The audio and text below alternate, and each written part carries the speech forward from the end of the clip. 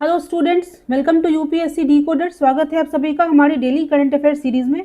आज हम डिस्कस करने वाले हैं 17 अक्टूबर के इंपॉर्टेंट करंट अफेयर्स को। टॉपिक्स देखते हैं। तो फर्स्ट देखेंगे हम हमारे मेंस के टॉपिक। पहला है who really wrote the constitution. किसने लिखा है इसको? हमने बचपन से पढ़ रखा है कि डॉक्टर अंबेडकर जो है he is the father of Indian संविधान। बट अभी एक डिबेट निकल कर सामने आई है, एक डिस्कशन हो रहा है इंटेलेक्चुअल्स के बीच में कि सर BN राव जो कि सलाहकार थे संविधान सभा के, he is the actual architect of Indian constitution. इस डिबेट को समझेंगे हम, कुछ एग्जाम के रिलेवेंट फैक्ट्स को देखेंगे। सेकंड कहता है इंगेजमेंट विदाउट रिकॉग्निशन। किसकी बात हो रही है? इंडिया अफगान रिलेशंस की। हम जानते हैं हमने तालिबान सरकार को फुल्ली स्वीकार नहीं किया है, बट अपने इंगेजमेंट्स को लगातार हम इंक्रीज कर रहे हैं। इसका कारण क्या है? इसका मतलब क्या है? इसके इम्प्लीकेशन क्या हो सकते हैं? इसको देखते हैं। उसके बाद हम कुछ प्रीलिम्स के इंपॉर्टेंट फैक्ट्स को देखेंगे, जैसे कि मरकसर क्या है, दरबार मूव क्या होता है, ग्रीन क्रैकर्स क्या है, एक रिपोर्ट आई थी ग्लोबल बर्डन ऑफ डिजीज। समझते हैं इन चीज़ों को, स्टार्ट करते हैं। इस आर्टिकल में डिस्कस करेंगे हम कि sir BN Rau and doctor Ambedkar, इन दोनों का जो रोल्स था, जो किरदार था रिगार्डिंग राइटिंग कॉन्स्टिट्यूशन, संविधान को लिखने के रिस्पेक्ट में, वो काफ़ी डिफरेंट था। तो इन दोनों को सेम बैलेंस पर, सेम मार्जिन पर कंपेयर करना सही नहीं है। चलिए स्टार्ट करते हैं। कहता है बोथ वेयर इंडिस्पेंसिबल। दोनों काफ़ी इंपॉर्टेंट थे, but their roles were entirely different, completely different है। कैसे? सर BN राव की बात अगर हम करते हैं, वो एक डिस्टिंग्विश्ड सिविल सर्वेंट थे, ज्यूरिस्ट थे। उनको 1946 जुलाई में, ध्यान रखिएगा डेट इंपॉर्टेंट है, 1946 जुलाई में उनको संविधान सभा का एडवाइजर अपॉइंट किया गया। उनका काम क्या था? Technical and preparatory. मतलब क्या है? एक स्ट्रक्चर तैयार करना, ठीक है, एक रफ खाका तैयार करना। फिर कहता है उन्होंने गवर्नमेंट ऑफ इंडिया एक्ट 1935 के ड्राफ्टिंग में भी हेल्प करी थी। तो देखो, प्रीलिम्स के लिए दो इंपॉर्टेंट फैक्ट्स ध्यान रखो। फर्स्ट क्या है कि जुलाई 1946 में उनको अपॉइंट किया गया था, ठीक है, एज एडवाइजर टू संविधान सभा। सेकेंड क्या है कि जो सर BN राव है, उनका role government of India act 1935 के ड्राफ्टिंग में भी था। आगे देखिए, कहता है अक्टूबर 1947 में वो अपना एक रिपोर्ट भेजते हैं, पेश करते हैं, जिसको हम रफ ड्राफ्ट कहते हैं। उसमें क्या था? 243 आर्टिकल्स थे, 13 शेड्यूल्स थे। देखो डेटा काफ़ी इंपॉर्टेंट है, बुक्स में नहीं मिलता है ये। एक देखो बहुत इंपॉर्टेंट पॉइंट है, he had no seat in the assembly. संविधान सभा में उनको कोई सीट प्राप्त नहीं थी। ध्यान रखिएगा, पूछ सकता है किस पार्टी से थे, क्यों खड़े हुए थे। नहीं, वो उसके मेंबर नहीं थे। No political mandate, okay. His authority was scholarly, मतलब वो जो कि बुद्धिजीवी थे, पढ़े लिखे थे, उनके अनुभव को यूज करने के लिए उनको वहाँ पे हेल्प के लिए बुलाया गया था। अब बात करते हैं हम डॉक्टर BR अम्बेडकर की। उनकी रिस्पॉन्सिबिलिटी क्या थी? To turn a legal draft into political covenant. कहता है यहाँ पर उनका काम सिर्फ लिखना नहीं था, टेक्सचुअल नहीं था, उनका काम था इस रफ ड्राफ्ट को एक पॉलिटिकल फॉर्म देना। मतलब यहाँ पर ये है, वो जो समय था, उस समय पार्टीशन चल रहा है, डिफरेंट लोग लड़ रहे हैं, गांधी जी की हत्या हो रही है, एंड आप देखोगे डिफरेंट कास्ट के लोग, डिफरेंट धर्म के लोग, उनका आपस में मतभेद था। तो वो सभी ग्रुप्स के लोग कहाँ थे? सभा में मौजूद थे। तो उस ड्राफ्ट को ऐसा फॉर्म देना जो कि सर्वसम्मति से पास हो जाए, यूनानिमसली उसको पास कर सके, किसका काम था ये? डॉक्टर अंबेडकर का। His responsibility was not only to refine the text, सिर्फ रिफाइन करना काम नहीं था, but also to build a consensus, एक सर्वसम्मति को बनाना among sharply divided interest. Rau build the framework. Rau ने क्या किया? एक फ्रेमवर्क तैयार किया, ठीक है। Ambedkar made it a living instrument of justice. आप इस फ्रेज को एग्जाम में यूज कर सकते हैं। कुछ फैक्ट्स देखते हैं। ड्राफ्टिंग कमेटी के बारे में कहता है सैट फॉर 141 डेज। ध्यान रखिएगा, drafting committee sat for 141 days. यहाँ देखिए एक नाम है रफ ड्राफ्ट, आप ध्यान रखिएगा इसको। अंबेडकर साहब ने सर BN राव के वर्क को रफ ड्राफ्ट कहा है, फिनिश्ड प्रोडक्ट नहीं कहा है।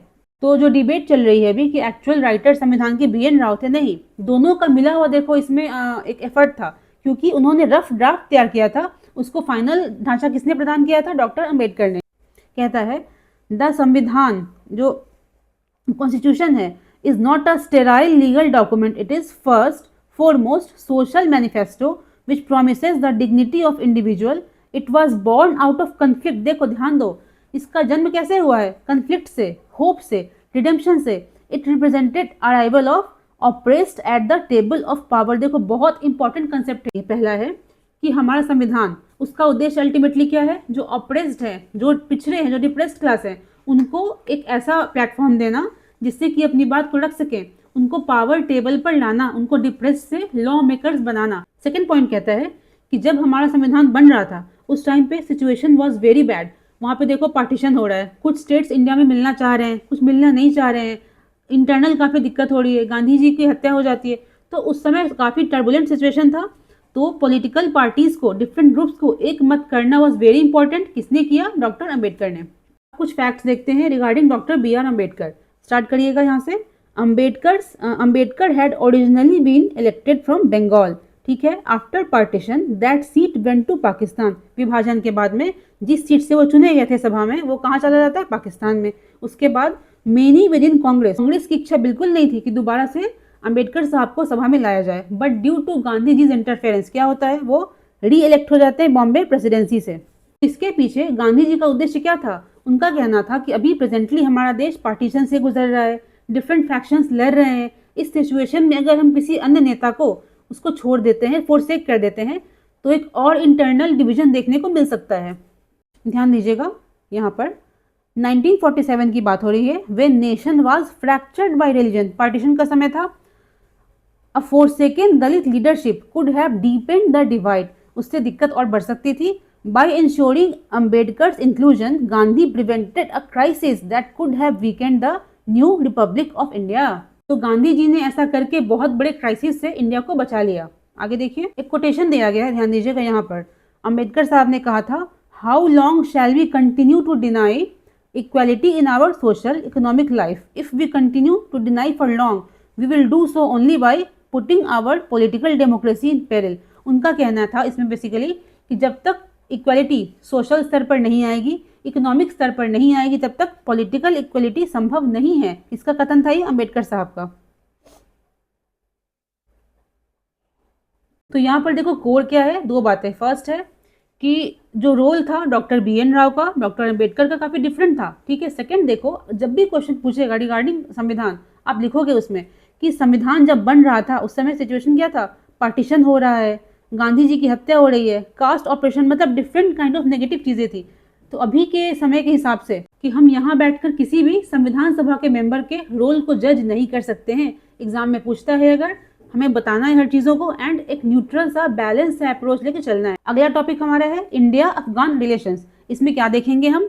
तो इंडिया ने तालिबान गवर्नमेंट को बिना स्वीकार किए, फुल्ली उसको रिकॉग्नाइज किए, अपने इंगेजमेंट्स को इंक्रीज कर रहा है। इसका मतलब क्या है? इसका कारण क्या है? इसके इम्प्लीकेशंस क्या हैं? स्टार्ट करते हैं कि सिंस जून 2022, रफली a year after Taliban return to power, embassy has been functioning as technical mission. जब 21 में तालिबान सेकेंड टाइम पावर में आता है, उसके बाद से जो इंडियन एम्बेसी वहाँ पर थी वो टेक्निकल मिशन के रूप में काम कर रहा है। What is this technical mission? एक लिमिटेड डिप्लोमेटिक एंगेजमेंट का तरीका है। मतलब क्या है? हमने कंप्लीटली टाइज को कट नहीं किया, जैसे कि बेसिक एड्स है, बेसिक सहायता है, वो हम प्रदान करते रहेंगे आपको। मान लो आपके यहाँ भूकंप आ गया, कुछ हो गया, उस केस में हम हेल्प करेंगे, बट हम फुल्ली डिप्लोमेटिक जो तरीका है उसको एक्टिवेट हम नहीं रखेंगे। देखिए, प्रैक्टिकल कॉम्प्रोमाइज ऐसा क्यों किया है भारत ने? इसमें कहता है किसी भी कंट्री में अपनी एम्बेसी को स्टैब्लिश करना एंड किसी को ऑफिशियली फुल्ली रिकॉग्नाइज करना, दोनों डिफरेंट चीज़ें होती है। कैसे?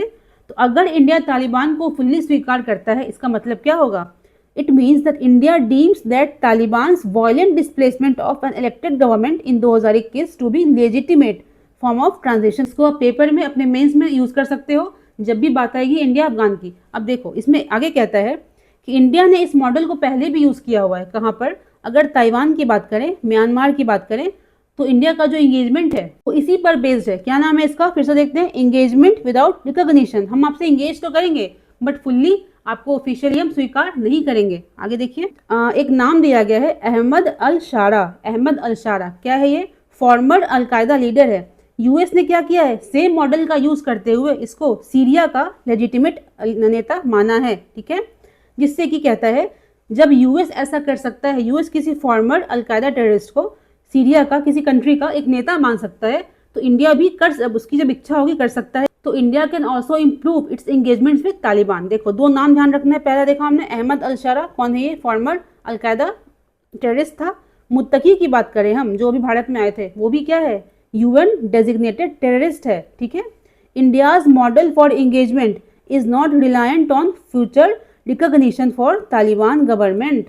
मतलब ये है कि भारत जिस मॉडल पे चल रहा है वैसे भी वो काम कर सकता है, मतलब उसको कोई मजबूरी नहीं है उसकी कि हम फुल्ली तालिबान को स्वीकार करें ही। आगे देखिए, अब कुछ बात करते हैं काबुल की, अफगानिस्तान की, उसकी प्रॉब्लम्स क्या हैं। तो Kabul has long been vying, उसकी इच्छा रही है, एक सेकेंड, उसकी इच्छा रही है for political recognition specially bye UN, वो चाहता है कि यूएन में उसको स्वीकृति मिल जाए। बट फॉर दिस, इसको पाने के लिए काबुल को 3 देखो ऐसे क्राइटेरिया हैं फुलफिल करना पड़ेगा। पहला कहता है इंक्लूसिव गवर्नमेंट, दूसरा है डिसमेंटलिंग टेरर ग्रुप्स, थर्ड कहता है रिस्पेक्ट फॉर ह्यूमन राइट्स, और तीनों ही फ्रंट पे हमेशा से फेल करता आया है। There are no challenges facing the government in Kabul and west reluctance to get embroiled in Afghanistan's tension means that Taliban's hold is likely to remain unchallenged in future. इसका मतलब है कि अभी कोई ऐसी पावर नहीं है, कोई ग्रुप नहीं है जो नियर फ्यूचर तालिबान को वहां से हटा दे। सेकंड कहता है कि यूएस भी देखो इतना इंटरेस्ट नहीं ले रहा है अब, तो अल्टीमेटली हमें आज न कल इस पर विचार करना पड़ेगा हम किस हद तक तालिबान को स्वीकृति देते हैं, उसको एक्सेप्ट करते हैं। देखिए कुछ फैक्ट्स देखेंगे। Russia became first state to formally recognize Taliban in July, पूछ सकता है प्रीलिम्स में। सेकंड कहता है कि 23 की बात करें, China had become first to dispatch ambassador to Afghanistan. UAE की बात करते हैं तो उसने क्या किया है, तालिबान अपॉइंटेड जो उसके दूत हैं उसको उसने एक्सेप्ट किया है।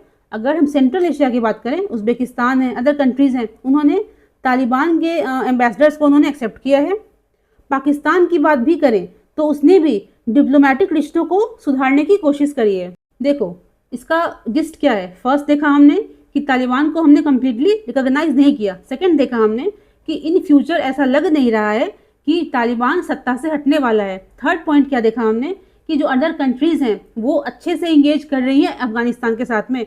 तो इंडिया को ये तीनों पॉइंट्स कंपेल करते हैं कि आपको अपने इंगेजमेंट्स को इंक्रीज करना है। इसलिए हम कह सकते हैं कि भारत ने जो अनाउंसमेंट करी है अपने टेक्निकल मिशन को अपग्रेड करने के एम्बेसी के स्टेटस में, इट इज़ राइट डिसीजन। ठीक है, अब देखेंगे हम कि तालिबान तो सेकंड टाइम पावर में 21 में आ गया था, बट इंडिया ने इस साल ही क्यों ऐसा बोला है कि हम इंगेजमेंट्स को इंक्रीज करेंगे। देखिए फर्स्ट कहता है कि Taliban has actively lobbied for that engagement. Second है कि उसने गारंटी करी है Afghanistan will not become haven for anti India groups. देखिए हिस्टोरिकली देखा गया है Pakistan has used Afghanistan as a proxy, क्यों, to create terror activities in the border areas of India. इसलिए अभी जो उसने गारंटी करी है अफगानिस्तान ने, आगे से ऐसा नहीं होगा, तो इंडिया को लगता है कि उसका स्टांस बदला है पहले से। नेक्स्ट कहता है evidence of diversified engagement based foreign policy, है कि तालिबानी government is no more looped in the Pakistan foreign policy, वो खुद चाहता है इंडिपेंडेंट स्ट्रैटेजीज को अपनाना। थर्ड देखिए कहता है India's opportunity to leverage Taliban's economic needs and developmental portfolio. देखो इंडिया ने हमेशा से अफगानिस्तान को हेल्प किया है, सहायता प्रदान करी है। डेवलपमेंट की बात करें, अगर कोई त्रासदी हो गई है उसकी बात करें, हर केस में इंडिया इसको लेवरेज के रूप में यूज़ कर सकता है। लास्टली देखिए कुछ नाम दिए गए हैं, Tapi, Turkmenistan, Afghanistan, Pakistan, India pipeline. एक और नाम है चाबहार पोर्ट ऑफ ईरान। तो अगर देखो इंडो अफगान रिश्ते सुधरते हैं तो तापी प्रोजेक्ट है, चाबहार पोर्ट है, इन पे भी काम आगे बढ़ सकता है। तो अल्टीमेटली हम कह सकते हैं कि अभी के प्रेजेंट सिनेरियो में अगर हम डिप्लोमेसी में रोमांटिसिज्म को इंक्लूड करते हैं, व्हाट इज रोमांटिसिज्म, तो मोरल वैल्यूज़ हैं, एथिकल एस्पेक्ट्स हैं, उसको इंक्लूड करते हैं, जज करने लगते हैं डिफरेंट कंट्रीज़ को, तो वो सही नहीं है। तो अफगानिस्तान कैसा है क्या है हमारे लिए मैटर नहीं करना चाहिए, हमें मजबूरी है, कुछ कंपेलिंग रीजंस ऐसे हैं जिससे कि हम तालिबान गवर्नमेंट को कम्प्लीटली अवॉइड नहीं कर सकते हैं। आगे देखते हैं।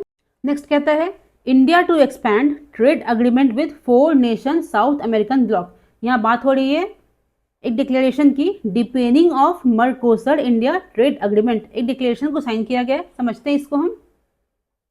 India and South American trade bloc Mercosur have decided to expand their existing preferential trade agreement and conclude negotiations within a year of launch. तो मर्कोसर एंड इंडिया इसके बीच में एक पीटीए को साइन करा गया था, प्रेफरेंशियल ट्रेड एग्रीमेंट। उसका उद्देश्य क्या था कि ट्रेड को बढ़ाया जाए, उसमें मतलब कुछ जनरल सी बातें थी, कुछ टैरिफ में छूट मिलना, कुछ ट्रेड को ईज करना। तो उसको बोला जा रहा है कि हम इस एग्रीमेंट को और डीपेन करेंगे, उसको और एक्सपैंड करेंगे। तो मर्कोसर देखो होता क्या है, एक ब्लॉक है, ट्रेड ब्लॉक है। इसमें ब्राज़ील है, अर्जेंटीना है, Bolivia, Paraguay, Uruguay, Chile, Colombia, Ecuador, Peru, Guyana, Suriname. आपको ध्यान रखना है कंट्रीज के नाम को। आगे देखते हैं व्हाट इज दरबार मूव, क्या है ये। तो 150 ईयर ओल्ड प्रैक्टिस है, कहता है over a century and half old practice. इसमें होता क्या है, तो शिफ्टिंग होती है सिविल ऑफिसर्स की, सरकारी ऑफिसर्स की, from Jammu to Srinagar in summer and vice versa in winter, is all set to make come back after gap of 4 years. इसको किसने शुरू किया था, तो महाराजा गुलाब सिंह ने। कौन थे ये, फर्स्ट, पहले डोगरा रूलर थे। तो 1872 की बात कर रहे हैं, इसमें इस प्रैक्टिस को स्टार्ट किया गया था, जिसमें कि जो कैपिटल होता है जम्मू कश्मीर का, उसको ठंड के मौसम में, गर्मियों के मौसम में शिफ्ट करते रहते हैं हम। तो नाम ध्यान रखना है महाराजा गुलाब सिंह का। आगे देखते हैं ग्रीन क्रैकर्स क्या होते हैं। देखिए कुछ बेसिक फैक्ट्स को देखेंगे। जब भी देखो दीपावली आती है ना, ये पटाखे न्यूज़ में रहते हैं। कहता है नॉट पोल्यूशन फ्री, ये पोल्यूशन फ्री नहीं होते हैं, पूछ सकता है प्रीलिम्स में। इसको बनाता कौन है, इसका मतलब गाइडलाइन कौन देता है, CSIR and NEERI. What is CSIR, council of scientific industrial research. NEERI क्या है, national environmental engineering research institute. ठीक है, कुछ देखते हैं प्रॉपर्टीज के बारे में। फर्स्ट है it do not contain harmful chemicals. इसमें केमिकल्स लाइक बेरियम नाइट्रेट है, आर्सेनिक है, लिथियम, मरकरी इसमें नहीं होता है, जिससे कि जो प्रभाव है वातावरण पे वो कम पड़ता है। आगे देखिए लोअर नॉइज इंटेंसिटी, इनकी ना आवाज़ भी कम होती है। तो एग्जाम में देखो सिंपली दे देगा ग्रीन क्रैकर्स के बारे में, कंप्लीटली पोल्यूशन फ्री नहीं, ये प्रदूषण करते हैं बट कम स्तर पे करते हैं। आगे देखते हैं एक आर्टिकल आई थी आज के पेपर में, इसमें केप वर्डे के बारे में चर्चा करी गई है कि ये इतना रिसोर्स कम है, इसके पास पॉपुलेशन कम है, तब भी फुटबॉल में काफ़ी आगे है भारत से। हमें उससे मतलब नहीं है, हम कुछ फैक्ट्स को देखेंगे, ध्यान दीजिएगा। कहता है केप वर्डे क्या है, आर्चीपेलागो ऑफ 10 आइलैंड्स, एक ग्रुप है 10 आइलैंड्स का। कहाँ पर, अटलांटिक ओशन में। चर्चा में क्यों है, तो became second smallest nation after Iceland in 2018 to qualify for FIFA world cup. तो इंडिया ने इसको लूज कर लिया है, इंडिया क्वालिफाई नहीं कर पाया। इंडिया में जितने भी प्रोफेशनल फुटबॉल प्लेयर्स हैं उनमें कहता है कि ऑलमोस्ट 50% कहाँ से बिलोंग करते हैं, वो मणिपुर, मिजोरम, गोवा। पूछ सकता है एग्जाम में। देखिए चूंकि मणिपुर मिजोरम काफी न्यूज में रहता है, इसलिए कुछ नाम देखेंगे हम, कुछ डिस्ट्रिक्ट्स के नाम दिए गए हैं। पहला कहता है ईस्ट इम्फाल, वेस्ट इम्फाल, थौबाल, बिष्णुपुर, चुराचांदपुर। किसकी बात कर रहे हैं, किसके जिले हैं ये, तो मणिपुर के। अगर मिजोरम की बात करें आइजवाल, लुंगलेई, चंपई, कोलासिब एंड सेरचिप। ये बस नाम जानना है आपको, पूछ सकता है एग्जाम में कहाँ से बिलोंग करते हैं ये।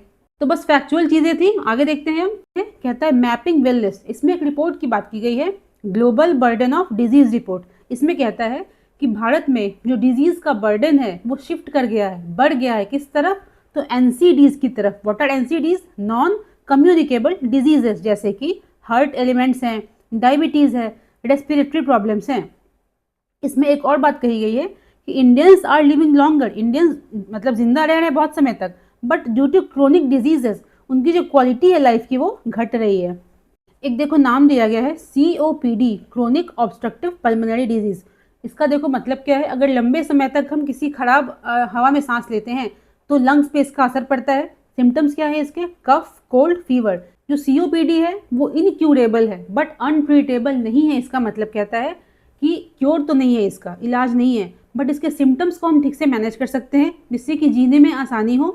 इसमें देखो ध्यान देना यहाँ पर है कि जो NCDs है, नॉन कम्युनिकेबल बीमारियां हैं, जो COPD है वो किस कारण से होता है, फूड हैबिट की वजह से, एक्सरसाइज ना करने की वजह से, खराब वातावरण में रहने की वजह से। तो गवर्नमेंट के लिए कहता है कि आप इतना तो कर सकते हो, जो लोकल लेवल पर PHCs होते हैं, प्राइमरी हेल्थ सेंटर्स होते हैं, उनको इतना इनेबल करो आप, जिससे कि जो NCDs है, नॉन कम्युनिकेबल बीमारियां, उनके सिम्टम्स को हम पहले पहचान लें ताकि उनको ट्रीट करना, उनके सिम्टम्स को मैनेज करना ईजी हो जाए, जिससे कि जो लाइफ है पीपल का वो आसान हो जाए।